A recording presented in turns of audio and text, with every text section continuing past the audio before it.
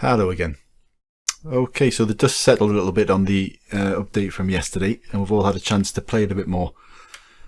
You would have seen probably my video from yesterday, which was just going in blind. I had a quick round at Interlaken with high stats, Interlaken out from the 6th tee, and a go with low stats as well. And I didn't notice any huge differences. But since then I've played a few more courses. I've done a couple of rounds in the Guild Battle at Aztec, which is a fairly regular course of mine, and noticed some, not huge differences, but enough to make you have to rethink shots on most holes, to be honest.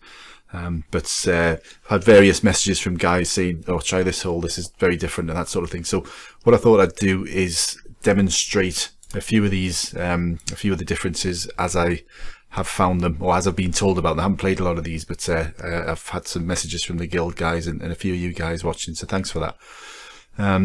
So what I'm going to do is demonstrate a couple of, let's just put some tees and balls on, a couple of examples. So first one I'm going to do is Interlaken in from the 6th tee. Now, as you'll know, this hole is, if you've got the stats, it's drivable for albatross, but you do have to draw it around the tree. So one thing that's come to light is it's not just the height trajectory of the ball, it's actually the shape you get on draws and fades, and it seems particularly draws. So hopefully I'll demonstrate this. Now in the past, we would probably be playing a shot around about here. Now I think this might just make it actually, but I'll just hopefully, you probably get away with anywhere to about over here before you hit the cliff. But if I just play the shot as I probably would normally play it, I normally wouldn't play a 3-wood, but I guess now we can due to the trajectory change. So I'll probably guess round about there, something like that. Now, if you watch the shape of this draw shot, in fact, let me just take a perfect drink. In the past, that would have kind of swung way out to the right and given us plenty of room to get past that cliff. And what we're seeing now is contact with the cliff. Quite a kind bounce, and would still normally get an eagle from there, but not going for the albatross again, like we used to do. So that's something to bear in mind. I suspect the route onto the green here is always going to be, at the moment anyway, kind of here and trying to bounce it on, which would seem to be the shot to play. I'll see if I'm right. Again, I haven't actually played this. Is the first go I've had at it, but that's pretty much what I was expecting. So you can still get onto the green, but you can't go really attack the pin if it's towards the middle or the left of the green, unless you get a right-left wind, or perhaps a bit of a headwind would help with that. So yeah, first thing to note, and I'll just play that again. If we watch the shape of this draw shot, in fact, what we'd probably find in the past is it would be going, so I can get my little marker on this, it would kind of be going way out around here. And if we watch what it actually does, you'll see, again, this is going to hit the cliff from what we saw last time. It's probably at least half the action we're getting on a draw shot now, and hence the contact with the cliff. So one to note, any hole where you're used to drawing, it's worth practicing. Make sure that you still can get the shape and get around it, and that would also go for height as well, if you're used to getting over and under an obstacle, as I was saying yesterday. So that's the first one to look at. Next one is one that, again, I've not actually played, but I've heard tell that a fairly common shot at Waikiki, which is to punch it under the like arch on the second par 3. Basically, the punch shot is going to be getting a lot higher trajectory. So in the past, this would comfortably kind of go low and through that arch. So again, without any real lineup, and I'm not quite sure what my range should be here, but I'll put it roughly whereabouts I think it would want to go, which would probably be about there, I would have thought. And if we watch the shape of this, so the punch shot really is a low shot with an iron, but well, we'll see. Yeah, so that's the punch shot with a 9 iron is travelling much higher. Just out of interest, I would never really play a punch shot here. This was one of the guild guys. I would normally play an underpowered iron, which used to travel a lot lower. I'm interested to see actually now if it does. Let's just have a look. Maybe slightly. That'd probably be the shot to play. In fact, without any practice, I would be delighted with that if I'd pulled it off for real. So yeah, punch shot is travelling lower, and I guess by that, well, I'm kind of guessing a low shot's probably going to behave in a similar way, although I don't know for sure. So these are potentially, wouldn't even necessarily say bad things, just things to be aware of. But there's something which is definitely a good thing as far as I'm concerned. If we go to Aztec, you'll probably guess what shot I'm going to play here, or well, you will as soon as you see the hole. So up until now, anyone with high stats, unless you actually drive the green or put it within flop distance, you'd be very very wrong to try and leave it anywhere around here, because you can leave yourself 120, 130 yard shot, which with a wedge in the past was really tricky. So what I always used to do is kind of leave it down here for a full pitch into the hole. But what I'm going to do here is just hit it as hard as I can, and I would estimate this is going to put us within probably 120, 130 yards. Let's just see. If I manage to hold the fairway, that's not a good example. We'll stick with this actually, because this is going to be an interesting one. The rough shot as well, I think, is behaving. I'll play the shot again and make sure I land on the fairway next time, but the rough shot is playing with more loft as well. So ordinarily I would play this round about there. In actual fact, the rough shot would be better for loft than coming off the fairway. Sometimes you deliberately go for the rough to give yourself a better approach, but as we can see, that a lot of loft, stopped very quickly, could have given it a lot more. So again, one to note. Let's just see if I can actually make the green this time with my approach. So it's skipped way off to the left, so let's just try it around about here.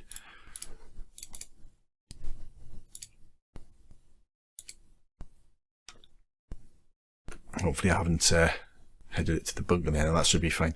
So here we are, 102.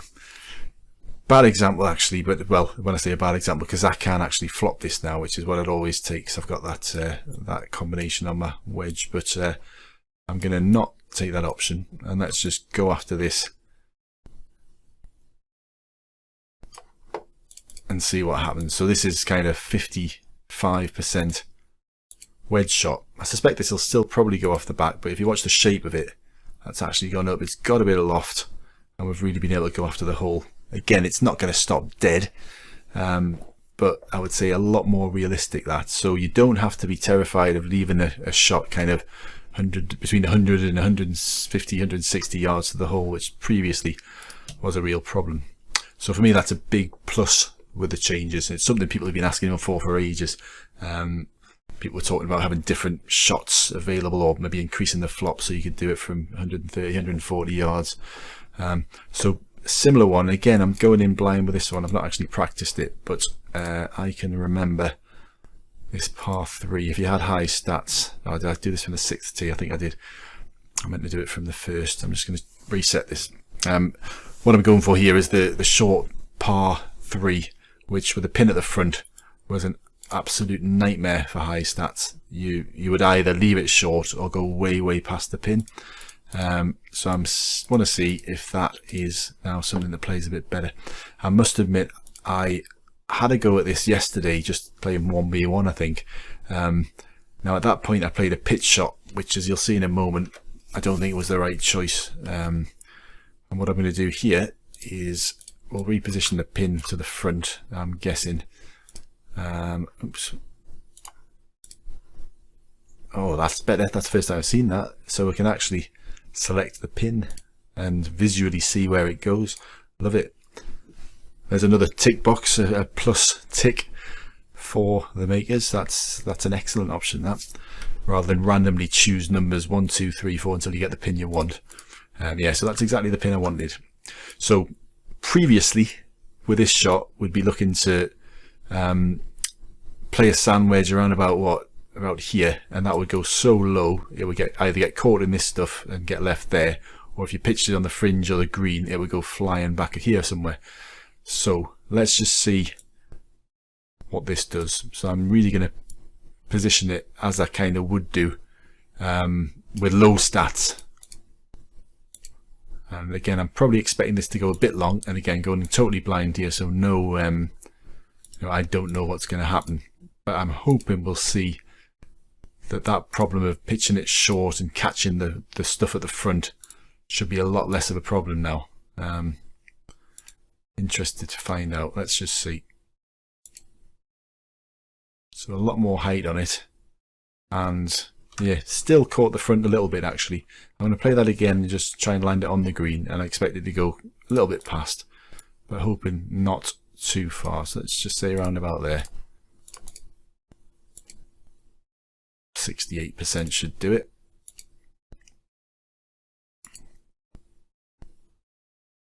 And yeah, look at that. So that is massively better than it used to be. Now, you would have heard me just before say, when I came across this, I think it was in 1v1, and going in again completely blind after the stat change, I thought, oh, I'll see what a pitch shot's going to do here. But actually, a pitch shot, I think, is becoming a lot less useful now than it used to. Certainly a sand wedge, anything 90% and above, would get quite a lot of height, and it would stop pretty dead. But playing this shot about the same distance here, I'm kind of expecting this to, yeah, so that's really behaving as the wedge used to behave. That's kind of the sort of stuff I was talking about. Now, as far as I'm aware, I'm not a golfer. I've watched a bit of golf on the telly. My dad's a golfer, so I kind of understand the basics. Now, I was always a bit confused by how the pitch shot behaved prior to this, because it used to go really quite high and it would stop quite dead. It was a really useful shot, but not really a realistic pitch shot. However, what you see now with the pitch, if I'll demonstrate, is it's going a lot less high than a normal shot,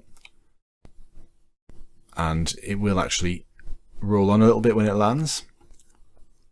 And if we compare that with a standard wedge without playing pitch at around about the same distance, I guess it's around about there, we'll see the height of it first. It's actually similar, but it does go a little bit higher. It's actually rolled on a little bit as well. Not a great example, but playing them at 100%, you'll notice the wedge shots are going to go much higher. In fact, let's play it at 100%. I don't know if I've got enough room to play with here. Nearly. Yeah, so we're not worried about it landing on the green anyway, are we? So I'll play a full wedge. So watch the height of this. It's gone up nearly as high as that tree to the left, and on landing it's actually bounced back. So that can tell us that the trajectory of it was a lot steeper than maybe it would have been in the past. So let's just play a standard pitch shot now. So there's still a benefit with the pitch that it's not as affected by the wind, as far as I can tell. So that was another good reason for using the pitch before. But look at the height of that as compared to the full shot. Massively different. They've ended up in pretty much the same place. The pitch went a little bit longer because it rolled on. But to my mind, that's a lot more realistic. I think a pitch shot is kind of in real golf. That's exactly what you pitch it on the green, you roll it on, and have a go at attacking the hole, try and chip it in. So yeah, interesting stuff. Now there'll be more to come with this. It's just a short one tonight. I'm sure that there'll be other things that'll come to light, and if you do know any particular shots that are now impossible, I'm sure there are some. I've not come across any yet. Certainly the first at Aztec, when I was doing my prep, or my guild battles, has changed a lot. A high shot doesn't clear. You used to be able to play a high draw on the first. In fact, let's quickly show you that. So if you've watched my previous guild battle video, prep round, you'll know. I'm not sure what pin I got there actually, but basically you can play a high draw over this tree to the right, so this one here. So if I play a high draw there now, we'll see. So this is a full 2-iron. So this is going to be the highest trajectory that you can get. And you'll see that's now going to hit the tree. That would have gone way over, as in about 5-10 foot over the tree before. So that's travelling a lot lower. So there's an example. If going in blind, if I'd played that shot, couldn't complain. My own fault, because I wouldn't have been able to practice. I wouldn't have practiced it first. But there's going to be loads and loads of examples of that. So really, if there's a regular course you play, anywhere there's a tree or an obstacle around, don't assume you're going to get past it. I don't think that's a bad thing. You know, there's going to be other ways through, and if you can't make it through, it's literally impossible, then nobody else will be able to either. So yeah, lots of changes. So all of those changes, as far as I'm concerned, some I'd say I'm neutral about. Most of them are for the better. So I think this has been a really good update from the physics point of view. As I think I was saying there yesterday, it's got to learn some shots again. I think it's a lot more realistic in a lot of ways, and it's given us the scope now to actually equip some of these stats. So with that in mind, I think I'm on 4-4-5-8. So I've had these clubs sitting on only one transcendence. Haven't really bothered doing much with them, but I'm glad I didn't, because I've now got where is it? These bright. It's a bit funny on BlueStacks when you're trying to. Yeah, so those ones there. So I've actually got enough now to power these up, but I'm going to save up a bit more. So when I've got enough to power them up and do a few transcendences, combinations, etc., we'll see what stats we get out of those. And it's worth doing now. There's going to be a benefit to me doing it. So yeah, quick one again tonight. If you haven't already done so, I don't think many have actually. I've only got 7 people following me on Twitter. Golfstar at Golfstar_Dan on Twitter, and I'll be pre-announcing when I'm doing streams, etc. Definitely worth following me on there if you haven't already. Yeah, there'll probably be a stream coming up at the weekend. Haven't decided Friday or Saturday. It's bank holiday weekend here, so that means I've got Friday off work, which might mean well, it might be one of many things. I'll probably be in no fit state to do a stream on the evening. You never know though. So yeah, comment up and shout up either here or on Twitter if you've got other examples that you've come across. I think more information we share, the better it'll be for everyone. But lots to learn and relearn. Not in a bad way. I think it's great, the changes that we've seen. Again, less said the better about the new items. In fact, have I got any of them? I think I've got some, what are they called? Tee shot guides, and there's some point drinks. So they've just popped in free. I'm not sure where they came from. I've not used any yet. I know exactly what to expect with the tee shot guide. The points drink, somebody was saying it actually only takes effect if you manage to hit a perfect shot, and you can't choose a perfect drink. I'd be very surprised if that is the case, because I can't see anybody actually using them unless you've got a big perfect zone, because you know it's what, a 1 in 5 max chance of hitting a perfect shot at will. But yeah, I could be wrong about that. I don't know. We'll see. Thanks for watching again tonight. Another short and sweet one. I'll be back with you soon. Next one will probably be a live stream over the weekend. Again, not decided exactly when. Look forward to seeing you then. Bye.